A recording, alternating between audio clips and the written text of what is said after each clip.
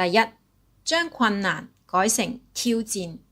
每一個人都會遇到困難，如果你內心認為呢個係困難嘅話，你就會覺得好痛苦。當你嘅痛苦累積到一定程度嘅時候，你就會放棄。但係如果你將遇到嘅困難當成一種挑戰，咁就唔一樣啦。你嘅內心同自己講，呢個對我嚟講係個挑戰，咁樣就會激起你嘅鬥志。喺解決問題嘅過程入面，你會覺得好興奮，就好似玩遊戲一樣，好有樂趣。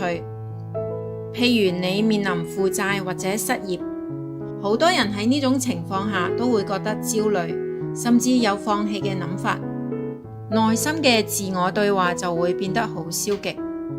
譬如可能會諗，我永遠都冇辦法解決呢個問題㗎啦，呢個問題對我嚟講太難啦，等等。呢種思維模式唔單止令到你感到好痛苦，仲可能會導致你逃避現實，甚至陷入更加差嘅困境。但係如果你將呢次財務挑戰視為一次成長嘅機會，咁件事就唔同啦。當你同自己講，呢個係一個挑戰，我一定會揾到解決辦法嘅，咁樣你嘅情緒同反應就會即刻改變。當你嘅情緒更加正向嘅時候，你嘅行動亦都會更加正向，導致結果亦都更加正向。又例如你要開始一個副業，利用自己嘅技能嚟賺取額外嘅收入。啱啱開始嘅時候，可能會面對時間管理嘅挑戰、客戶嘅壓力，甚至係對自己能力嘅懷疑。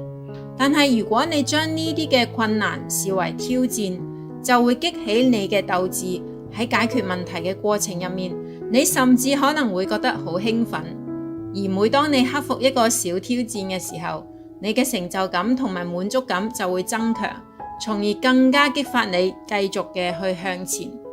呢種思維模式嘅轉變，唔單止能夠幫助你面對眼前嘅困難，仲能夠為你嘅人生帶嚟好長遠嘅積極影響。